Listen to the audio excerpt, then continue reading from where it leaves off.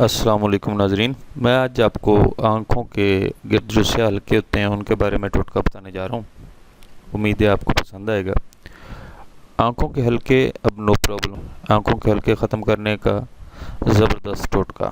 इलाज: जौ का आटा 1 खाने का चम्मच, बेसन 1 खाने का चम्मच, ग्लिसरीन हस्बे ज़रूरत पेस्ट बनाने के लिए। जौ के आटे और बेसन को ग्लिसरीन में मिलाकर अच्छी तरह मिक्स कर लें। इतना मिक्स करें कि पेस्ट बन जाए।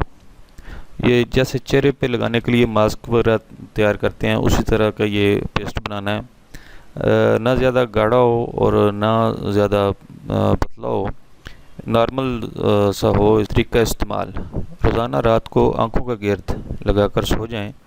सुबह उठकर ताज़ा पानी से धो लें। 1 हफ्ता के मुसलसल इस्तेमाल से इंशाअल्लाह आपकी आंखों के हल्के ख़त्म हो जाएंगे।